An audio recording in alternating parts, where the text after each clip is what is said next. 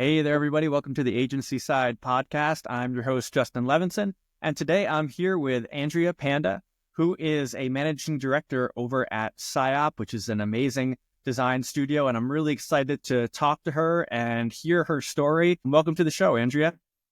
Thanks for having me. Great to be here. Yeah, appreciate your time and excited to have you. So the first thing I usually like to ask our guests is, what got you into this particular creative space?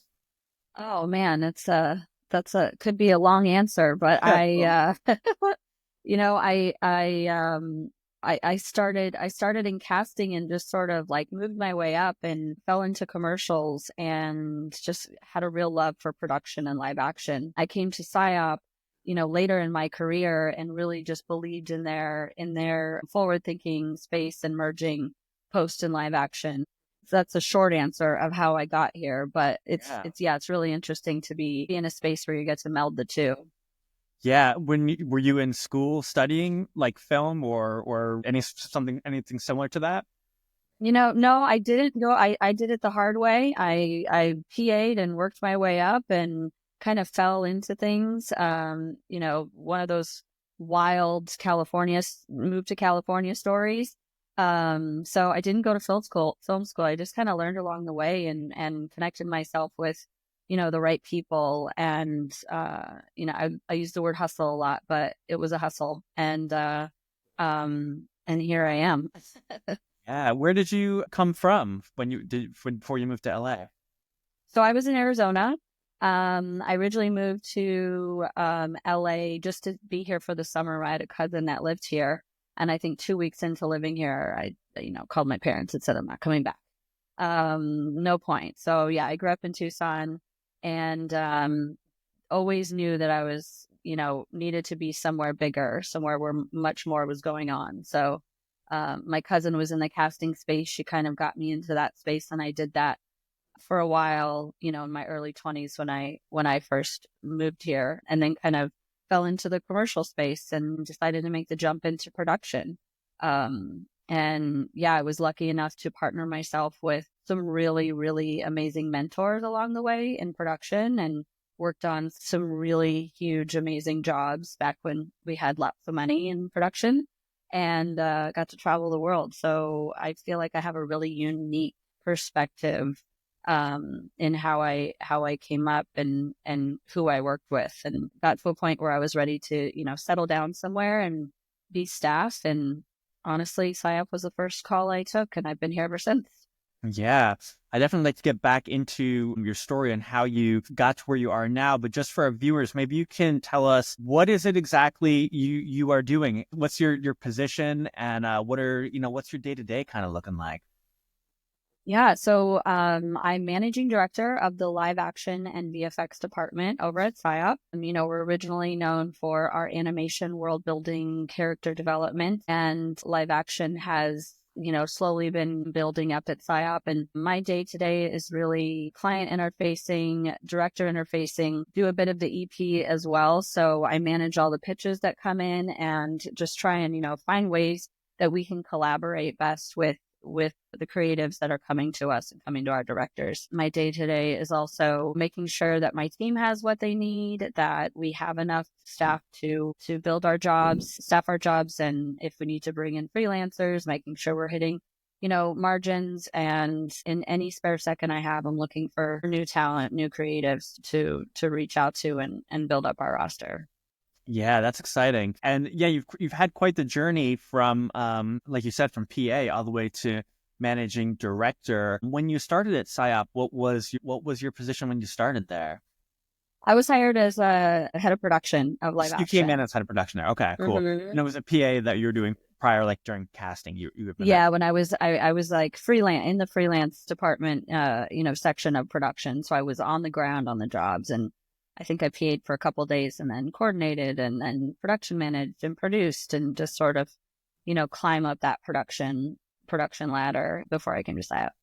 Yeah, that's interesting to have been like in that freelance, world, and then to go staff somewhere and stay somewhere for for a long time through your career. That's pretty. You don't always see that every day when you're looking at people's profiles and So that's cool that, you definitely found a home that is a great fit for you, considering you've been there all this time. How has the role evolved in terms of, like, I know you were head of production, and then towards to now, is there a lot of difference now that you're a managing director? Is there sort of like more responsibilities on your plate typically, or how does that typically work? Definitely a lot more responsibility, and the department itself has really evolved, and our live action offering has evolved. So when I started as HOP, it was really just me and the EP of live action at the time. Just, any job that would come in that had a live action component, whether big or small, it could have plate shoots to, integrate for animation. It could be mostly live action, very across the board, but it was really just him and I bidding and running the live action side of the jobs, crewing them, things like that. And after he left, I took over this side because I had the trust of the directors as opposed to bringing someone new in. And eventually it evolved into us taking on live action, taking on the VFX portion of the company because they work so closely together. And the director, it's one of the cool things about the way that Psyop works is the director gets to, the live action, they don't just shoot the live action, then leave. They're integrated into the post all throughout with our staff. So, I'm working with my VFX EP and my live action EP HOP to staff the job in a holistic way. So I would say, yeah, the job and the department have also evolved, and now it flows so nicely. And I could tell clients and agency feel like they're getting a really cohesive approach and that continuity with faces and names across the board on any given project. So it's evolved a lot, and it's been a bit of an uphill battle, like, preaching live action for an animation company, but I feel really strongly in it and, love mixed media and think that this model is the way to go. And it's been really successful, and yeah, I'm still here, so it makes me happy. Yeah, that's great. Have you seen a lot of changes in the industry? I know you said previously that it was when people paid like a lot of money for budgets were maybe a little bit higher. Yeah, well, what kind of things been changing since you got into it? Has it been like a lot of technology or just different? I'd be curious to hear your thoughts on that. I mean, the changes are incredible to watch. I think that, when I started here, the budget started changing because, we started to focus more on social advertising, not we, but the world as a whole fitting into those types of budgets. I think that, technology has definitely evolved. Also, obviously, there's new ways to, ideate and create. And I think there's a really fine line with that when we're talking about AI and things like that. And it's also become, last year was really hard, not just for us, but I think for everybody in the industry. And I learned a lot. I learned that, a roster like mine that doesn't have the A-list names attached to it are going to have to try just, triple the amount of work and try just as hard just to get in the door. And that collaboration is going to win every time. So, not dying on your sword to have that one creative thing or that budget, like, we'll work with you. We want to create something amazing. But in the end, there are constraints that we have to work within if we want to work. So I think, last year was a huge learning curve when it came to that. And we've already had a really successful month this year. And I think a lot of it is due to what we learned last year, just being, side by side with the agency creatives, me being side by side with the producer to just, make their job easier and be a really true partner. You're not just going to get someone who's going to put a treatment together and say, take it or leave it. Like, it is an evolution from start to finish as a true partner. So I think that has been a big learning process throughout the, my career, and especially in this position. What is it that's going to get us in the door? What's going to be the thing that wins? What's the creative edge? Learning as much as we can about their relationship with their clients and their past histories and learnings, and, being honest and straightforward. Like, I'm really big on just honesty and transparency. Here's what we're putting forward. It's going to cost a little bit more. If they don't want to pay for it, we can scale back a bit, or, always just staying really close in in all of that to try and also evoke transparency from them, because I think the more transparent we are with each other, the more we're going to learn from each other. Well, there's production, there's client, there's agency. We all speak a different language, but we all still have to work together and we all need each other. So that transparency to me is super vital. As managing director, you're sort of like you're meeting all of these people, you are balancing all the different relationships and all these different pieces, I imagine. Oh, yeah, definitely. And everyone has a different edge, a different personality. There's definitely a sales aspect to my job. Like, what is it that's going to make this person tick? What is it that's going to make this person trust me and want to come to me and trust that they've chosen the right partner, the right director, to get them through this, 3-6 month long job. We're going to, you have to like the people that you work with. It's a pressure cooker sometimes. So, yeah, that's a big part of it. Yeah, you gotta understand people. I feel like that's a really important part of just creative in general. And we're all kind of like sensitive people, and you have to kind of like understand each other. And like being like aggressive doesn't ever really seem like it doesn't really work out.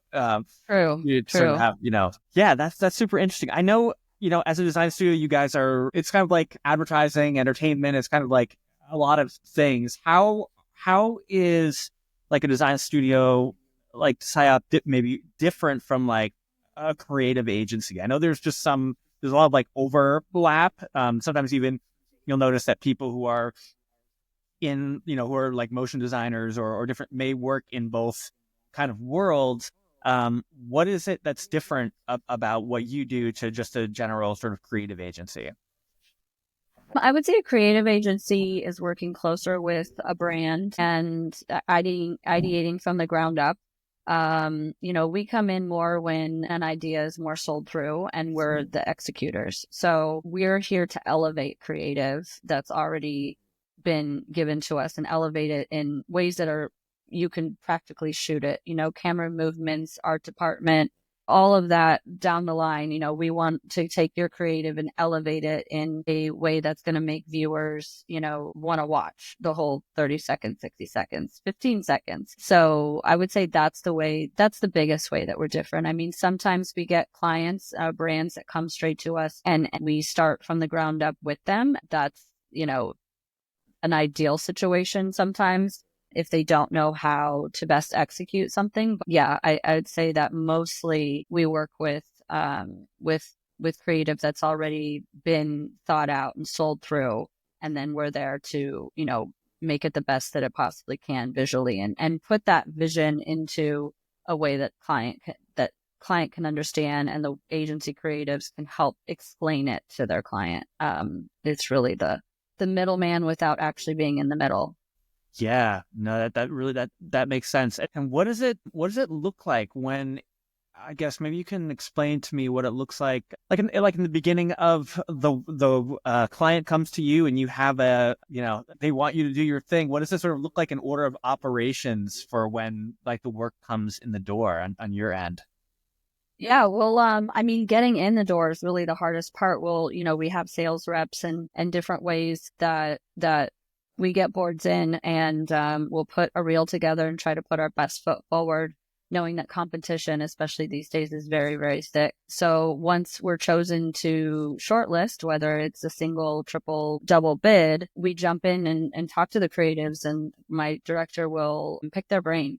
What is it that clients are most excited about this? What is it to watch out for? What do you envision for this? And then sometimes bouncing ideas off of them. How far can we push it? How much do we need to stick to the script? And then we break off and we go off for a week or so. And it's me and my team and the director working on the treatment, putting style frames together, storyboards, pulling out references that really convey the director's vision. Sometimes there's animation tests because of the mixed media aspect, typography, design, and in tandem with that, making sure that we're fitting that within the budget and bidding for the right place to shoot that and that we have the right talent. And so it's just sort of like making it all more formal and cohesive, and then we come back to the creatives, and the director will pitch their vision to the creatives. And from there, they decide who they want to present to their client. It sounds so easy just saying it, but getting a job across the line these days is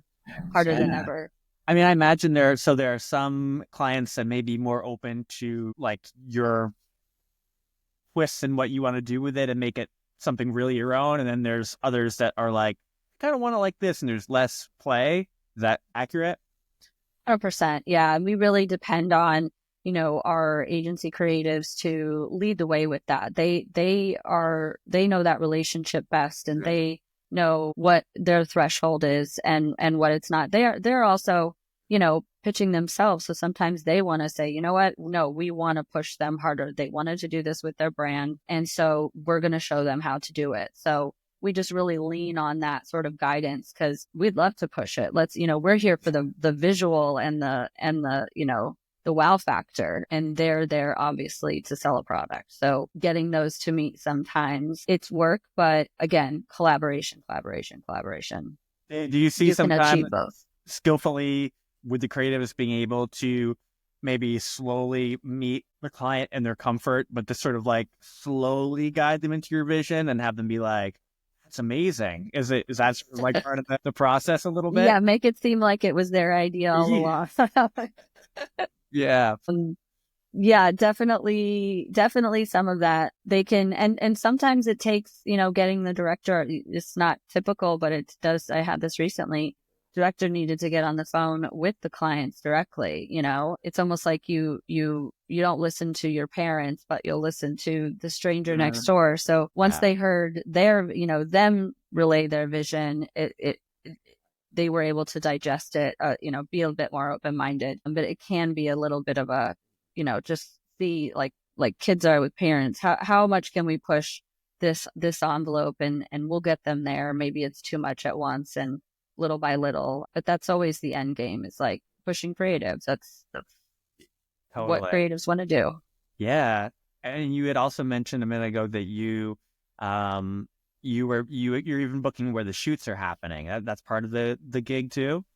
Yeah. So part of production is we need to look at where we're going to be able to execute this. Budgets are not what they used to be, and it's a challenge. So there's many times my amazing HOP will have to bid, many different countries at once to put it together. Like where can we get what we need location wise, or set build wise, or talent wise? There's a lot that goes into that. And how far is everyone willing to travel? There's a million boxes to check when it comes to landing on the right place to execute this. We would love to shoot more in the States and love to shoot more in Los Angeles, especially.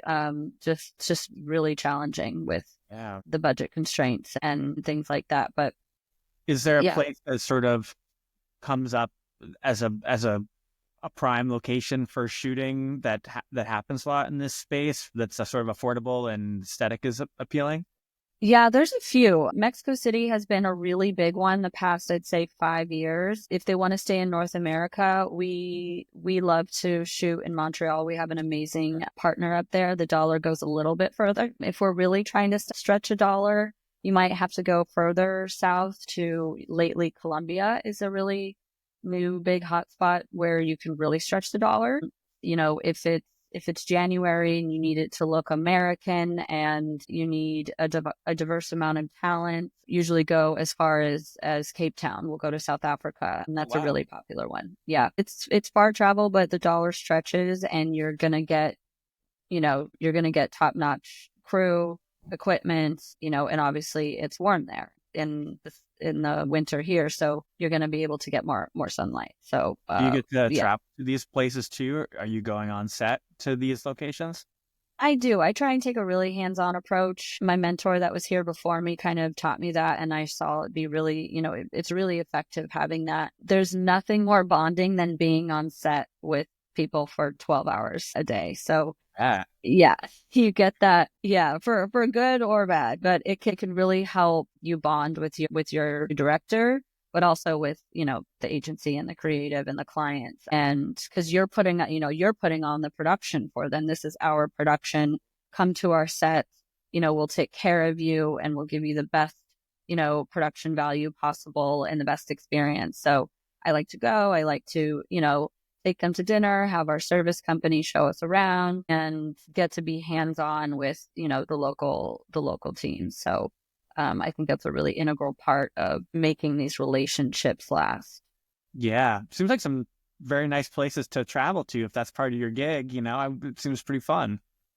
Yeah, it's definitely fun. I'll have to go to Montreal in a couple of weeks, which will be extremely cold, but so I want to say it before, but I'm actually only about an hour and a half away from Montreal right now because our house is in Vermont. So although most of our, we work primarily in Los Angeles, where my wife and I and first was born. We have a home in Vermont. So I'm always connecting with creatives in LA, London, and New York, but living here in the boonies.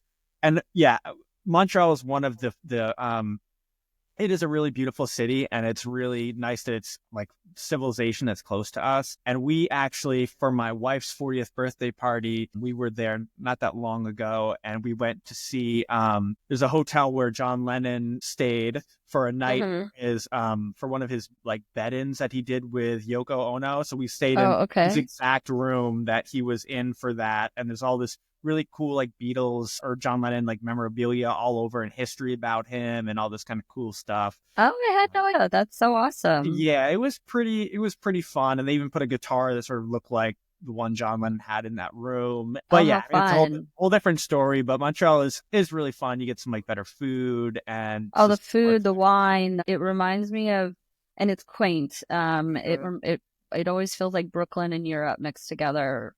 For some reason, I love it. From the West Coast, it's just so different. You're right about the cold factor. I mean, when I was applying for colleges years ago, I was lucky to get accepted to McGill, but I ended up going to the Berkeley Music College instead because it was just, I literally factored in only temperature. Like I looked at where I was in Vermont, and it was like, okay, Boston is usually like 5 to 10 degrees warmer, and then it was like Montreal is like 10 degrees colder than Vermont. I was like, I cannot live in any colder than this already is. And so that was what wrote off that opportunity. But Montreal is a cool spot. So I guess it really gives you a wide range from like Cape Town to Montreal to Mexico. You're getting like a lot of diversity. I'll be coming straight from a shoot in Miami. So I'm going from Miami to Montreal. Nice. So that suitcase will be fun to pack, but it's fun to see the different and meet the different crews. They all have a different vibe and way of operating, and it's fascinating and enriching to see. Yeah, so you've got the crews they're based already in these areas that you're working with. So they're already, and you're not bringing in your own people for those particular roles. It depends on the director and the location you're going to. Typically, a lot of directors like to pick their DP and travel in their director of photography and sometimes also production designer. So, for instance, for Montreal, I think we're using a local Montreal DP there. They have some incredible local talent. But we are bringing in a production designer from LA because it's an incredibly stylized set that we'll be building. And then there's union rules you have to adhere to. You have to travel in your AD sometimes and things like that. Key players are the ones who are usually traveling in. But otherwise, the crew on the ground, every state in the U.S., every country in the world has a hub. They have their own production hub. Some have more equipment than others. Some have been doing it longer than others. Some have more, local crew than others, but you can find there will be a shoot anywhere around the world at some point in time. It's super fascinating. LA, New York are not the only ones. That's awesome. Are you involved in the music by any chance as well with these different things that you're doing? How does that work? Our post team, we'll usually, our director will have a strong opinion on a composer or music house they like to work with, but they work in tandem with the agency creatives or the client creatives on what they want the track to be. And, it's like any other creative portion of of the project. That's, takes time to think about, put together, record it. It depends on the budget, but yeah, music is a big integral part of sort of like putting a bow on a package. It really brings it all together. So I guess what is your contribution to the music? Does that go through you directly, or is that kind of in a different world? Yeah, it doesn't necessarily go through me directly. We will help handle on our end, our post team well. What I really try and do with music is just advocate for my director to be involved, because a lot of times directors will have a strong opinion on the composer, the music house that they work with, what they want the final track and cadence and rhythm to be. Some directors are not as feel as strongly about that. But at least, that's my part personally in it. It's just saying, hey, can we keep my director involved? They're going to have an opinion, and, it's just another way to stay in collaboration, make sure that everyone's vision is sort of, being taken into account for the final cut, because, music can really bring a whole spot together. So, yeah. Yeah, I'm a total music nerd. Obviously, we're talking about John Lennon and all these guitars behind me. I'm always just kind of curious how that plays into all this interesting work. What are like some of the, what are the main like pain points in your industry these days? Like what sort of like, what are some of the challenges? I'm always trying to learn from people that are in this creative space, because I think my heart always wants to be a problem solver. So there's no way to identify ways to solve problems without understanding what problems are. So I guess maybe it's a very general question, but maybe there's something that comes to mind to you that's sort of like, just some pain points in this particular space. Yeah, there's been a few that have come to light in the past few years, especially as things have gotten harder.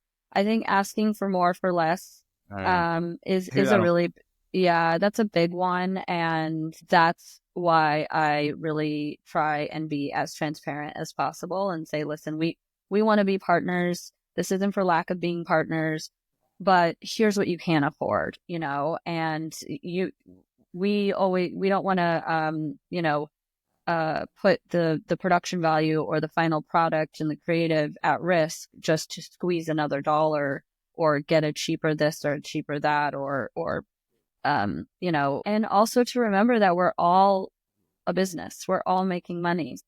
Doing it for free is not going to, or at an incredibly reduced fee is not going to help anybody get anywhere or create a nice environment to work in. I would say that's the asking for more for less is a really big challenging one. Also asking production companies to front the cost. That happens a lot too, and is a bit frustrating. Again, we're all businesses. We're all just trying to, stay afloat, and we want to be good partners.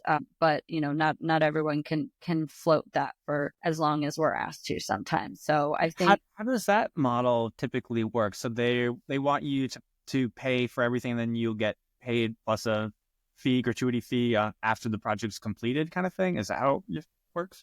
Well, the model for live action anyways, like we put a fee on top of the final, budget. It has to fit within their overall budget, but that is because the rest is, freelance is our hard cost. So, but a lot of the and we have payment terms, 75% up front or 25%, after the end of the shoot. But those deadlines are passed many, many, many times over. So yes, you could be talking $1 million budget, and we're about to shoot, and we've had to pay crew out and haven't seen a dollar yet. So that puts us in a really bad position when we are the customer, or we're the one providing a product. Yeah. So I hate to be in that position, but I would say that's one of the biggest pain points as of late. Yeah. Interesting. That's interesting. What I guess outside of, just because we have about another 10 minutes left, outside of, just general work, maybe you can tell us some stuff that just kind of makes you happy outside of work. Oh, yeah. Oh, I can talk about that for sure. Finally. I have a 7-year-old son, and he keeps me incredibly busy.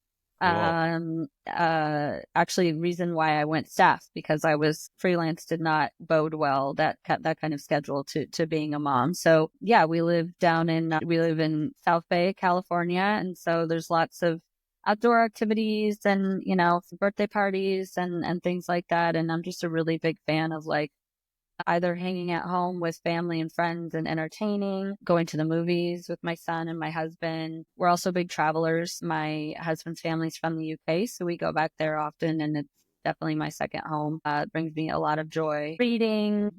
I'm a big TV watcher. Love to dive into the series. That brings me a lot of joy for sure. Any particular books that you could recommend, or things that that you think people would like to read?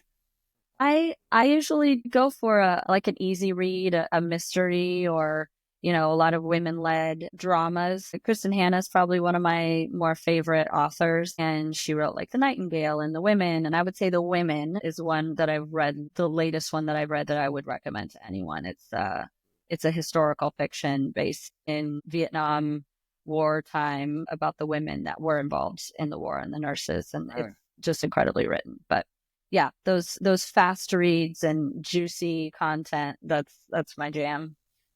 Yeah. As far as like movies that you go to, do you try to go see movies that like your husband and son all like together? Is there sort of like any highlights on that front?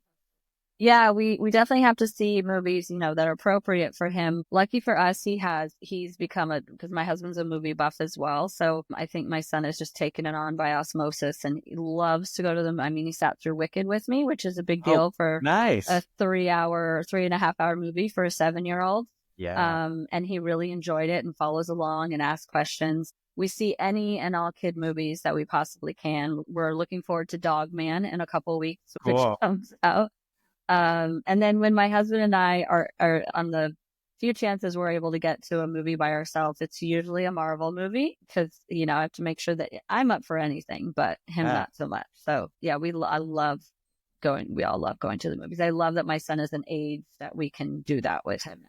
Yeah, that's really cool. I have a 6-year-old, and wasn't that recent, but Inside Out 2, we all saw it together, Mm, and I really enjoyed that movie. It just seemed to check a lot of boxes for people of my vintage and her age and everything she's going through. And I just remember I was really like touched by that movie. And, like, surprisingly, like I was like, yeah, I left that and we talked about it and really enjoyed it. And I think that was really, we'd seen a couple of movies together. We saw the Charlie and the Chocolate Factory, or the Wonka. We saw Wonka Wonka, together. yeah. That one. So there's been a few that we've enjoyed, but I'm also a Marvel fan. I'm a budget Wolverine for anyone who needs whoever needs a less Oh, double. muscular, not as good looking Hugh Jackman who cannot act. I am the guy, but I do really like. I'm a big X-Men fan. That's actually one of Yeah. my favorite Marvels. I just love you know, I just love the story in X-Men and how deep that is. If you kind of, maybe, just the relationships of all the different types of people and how they're kind of at war with each other and their internal Totally. struggles. The depth of that one has always reached me at another level than other Marvel, but I do love Marvel in general. Yeah, I was never like a Marvel buff, but I always did like X-Men because I loved seeing what different powers they would come up with. And I've definitely discovered about myself that I'm a big sci-fi fan. I can totally nerd out when it comes to that stuff. I love like apocalyptic and, just coming up like what this is just the coolest, idea ever. And so I can get into the Marvel stuff. My husband has to explain some of it, but I do find it entertaining, that's for sure. And now my son is very into it, of course. So I have no choice. Awesome, Andrea. Well, I really appreciate you hopping on here today and sharing your story and your insights. And I know folks that are listening are going to be excited to hear it. So yeah, I really, really appreciate your time, and I hope we can have future conversations and maybe get you back on here in a couple of maybe next year. Love it. Would love to. Anytime, any chance I get to talk production or industry, I'm all in. So happy to be on anytime. Thanks for having me. All right, Andrea. Have a great rest of your week and be well. You as well. Thanks All so right. much. Bye. Okay. Bye.